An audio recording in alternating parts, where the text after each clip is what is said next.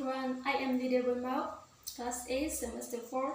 Today I will tell folklore about human swallowing stone. So, story in ancient times in the kingdom of Amanatun, precisely in the district of South Central Timor, ruled the right king. The king was named of Usif-Banmeni. Usif-Banmeni had many cows, horses, buffalo, and pet goats, 8 people. Among them are 8 many. Task is to take care of Usif-Banmeni goats. One day some of the goats that were lost. So Neno and Funan went out the forest looking for the missing goats. Then they arrived at a river called the Tumut River located in Ol'Atoni village, the Ana subdistrict, Central Timor Regency South subdistrict, and the Amanatun subdistrict. After the two of them crossed the river, a very heavy rain fell. The boat began to feel cold, hungry, and frightened. In the darkness of the twilight, a very small lopo appeared.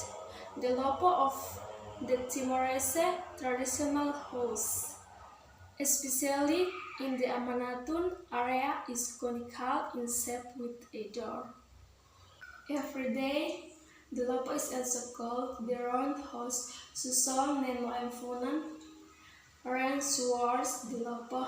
Incessantly they felt ghost bumps on their necks. They began to remember the storyline of fairy tales that were often told by their father. They heard about the evil jinn grandmothers, and liked to prey on human. But while they talked gently, the old granny's face looked happy and smiled. Unlike the image of the evil grandmother of the Guinea in the grandmother, you find the two children in an escort. Where is the grandson going? Neno and Funan and Suara in unison were looking for the missing Usif-Banmeni goats. Then the two of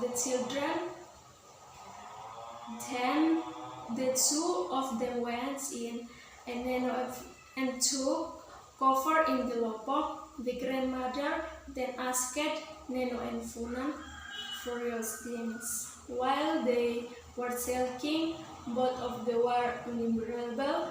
Even so, the grandmother was a genius.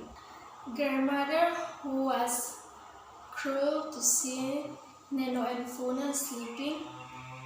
The genius grandmother immediately closed the door of the lopo. Neno and Funan's eyes had been triggered so that blameless genius. Grandmother looked reverently, and the stone carved was stuck to the lopo. After a while, Neno and Funan looked up. They were surprised by the sound dream. In order to quickly escape from the disaster that was befalling them, they were very surprised and frightened because the lopo they entered turned out to be a sun covered with a terrible atmosphere. The grandmother too, who was full, his smile was all gone.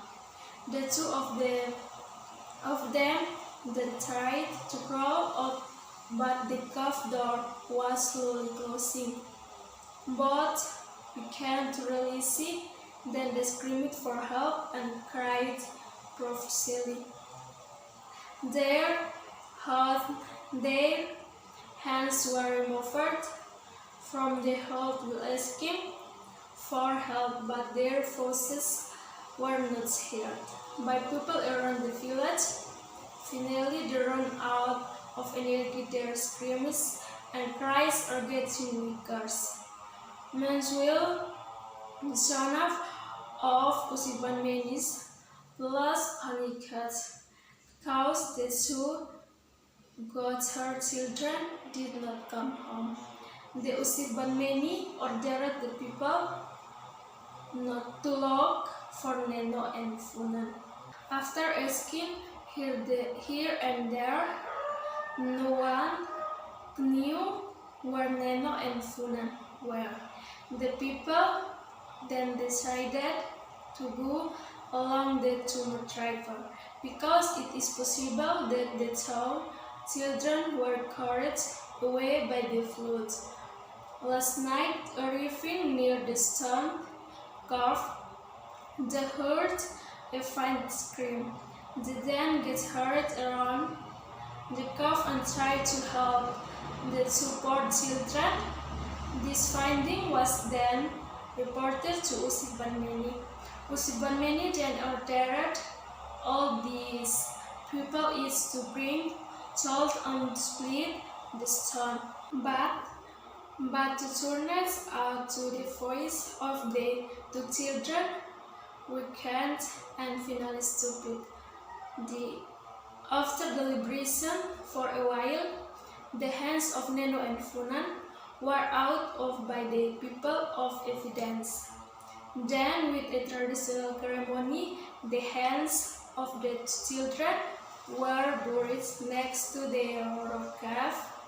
The tomb was round and its remains are still visible today. From then on, the stone carved in the language of the Timorese, namely the Dawan language, was called Fatu Ol'Atoni, which means the stone of human swallowing.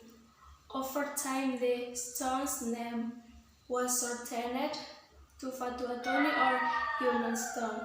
No, Neno and Funan are just memorized, but Fatu Ol'Atoni is a silent witness who is still standing, witness of a struggle full of responsibility from two poor village youths, namely Neno and Funans. Moral: in this story, the moral values are helping each other, discuss with each other, to do good to others, and there are also those who do evil.